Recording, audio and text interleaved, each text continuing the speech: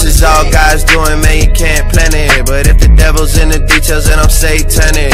About to take over your city and you can't stand it. Hello there YouTube, and welcome to Goofy's Legacy. I'm out here bringing you guys my Dark Magician build. I know you guys are probably tired of seeing the same old Dark Magician build, and guess the fuck what? I am too. I am very much fucking tired of the same Dark Magician builds, because I have it right here so you guys can see. You know, as you guys can see, I have this build just like everybody else, and I just don't like it. You know, I didn't enjoy it. So it took me a while. You know, I had to search through all these cards, had to fucking search for keywords, think of ideas of what I can do and how I can flip them, and it ended up where this is the best Dark Magician deck by far. Like I said, I've played them, and I think this one just is more consistent, more better, more murker. So let's start it. So first off, we have 3 Dark Magicians. You have to run 3 because I think that's the fucking main reason of running this deck, Dark Magician. So you need to run 3. 2 Sorcerer of Dark Magic. The reason I run 2 and not 1 is because this guy is pretty much the other guy you need to summon to defend your monsters from trap cards, just in case your Dark Magic attack doesn't put in work. So you will need this beat stick, and you know he's fucking merc. You know, I run 1 Magician Chaos. The reason I run 1 is because running more than 1 is just dead. To be honest with you, maybe if I were to take off 1 Sorcerer of Dark Magic, I'd run 2. But why do you need this guy? There's no point of running him. The reason I run him, and the reason you should run him in this deck and just as 1, is because you're always gonna have a Dark Magician on the field, and dedication through Light and Darkness puts in work. You know, you send your Dark Magician to the graveyard, bring back your Dark Magician of Chaos. If you have him on the field, if you have a Magician of Black Illusion, since you activate this magic card and attribute your Dark Magician to summon this guy, his effect activates, so you bring Dark Magician back. That's a fucking loop. That's a little broken right there. Another combo I use, the Dark Magician, Magician of Black Chaos, is with my elemental hero. Say I have Prisma on the field, I go activate dedication through Light and Darkness, boom, automatic beat stick. Or say I have him in my hand, boom, magical dimension. Say he's somewhere else, boom, Dark Renewal. Point is, he gets to come out in so many ways that there's a good reason to run 1. More than 1 is fucking broken. I think just that 1 is good, because you just use him. I just really need him so I could have something to tribute when I go Sorcerer of Dark Magic, honestly. And he's a pretty good beast stick, you know. But other than that, that's the only reason I run 1. Palladium Oracle Mahara. I run 2 of these. 3 I think will be dead, because I've had 3, and you draw him first turn. You don't need that. You draw him Allure, you can't go through because you drew twice. Effect, apparently I think it cancels the effect of his, because I think it's a draw, not draw 2. So that doesn't work out. So I think 2 is perfect, because you never know when you'll draw him. Or say you go Dark Magic Circle and you realize you could top him, even better. So I only run 2. 3 would be dead, like I said. Just 2 is perfect. Magician of Black Illusion, 3 of these guys. This is your second Dark Magician of the deck, so obviously you run 3 of these guys. And his effect is fucking beast. He's just the fucking effect version of fucking Dark Magician. So obviously you run 3, and I already gave you an example of what you could do with him. You know, effects. Plus magic cards. If you have your Dark Magician in the graveyard, you bring some back, and there you go. 2, go boom, Sorcerer or XYZ to go for this guy, and then bring back Dark Magician. There's so many plays you can do because of this card, and it's fucking amazing.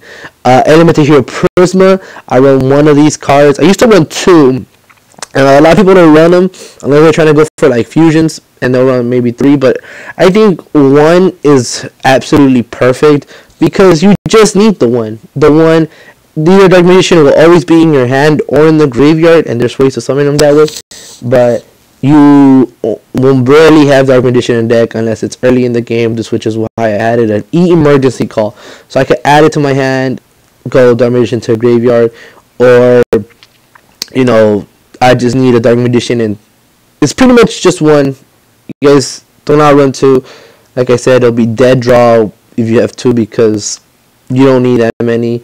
It's mostly special summoning and dark. You just don't need 2. 3 Magician's Rod. I run 3 because this is Strauss deck. No more, no need to say. I can't. There's just nothing else I have to say about that. Murgisco, like I said earlier. Elemental Hero Prisma, just the 1.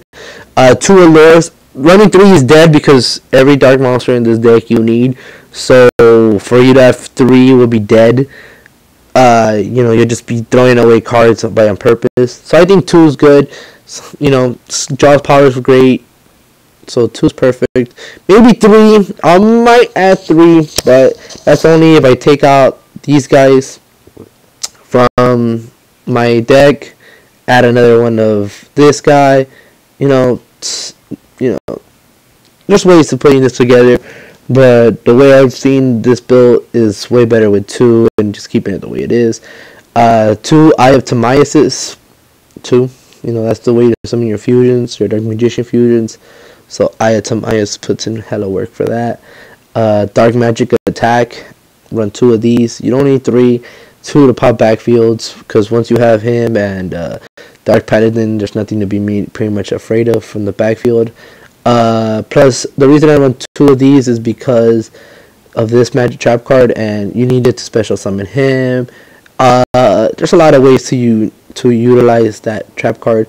Next up, Soul Charge, just for so just in case we're in a fucking ditch or in trouble. Soul Charge brings you back with all your monsters from your graveyard, so that works out. 1 Foolish Burial, just to send Dark Magician to the graveyard. It's common sense. 1 Swing of Memories to bring back the Dark Magician, just in case you need to special summon him, or you just need a Dark Magician on the field and he's in your graveyard. This Swing of Memories puts in work. I might add 2 and take out something else, but right now 1 is just very good, especially if there's so many ways to bring back Dark Magician and add him to your hand in all these plays. So I think just 1 is perfect, just for you're in a corner situation.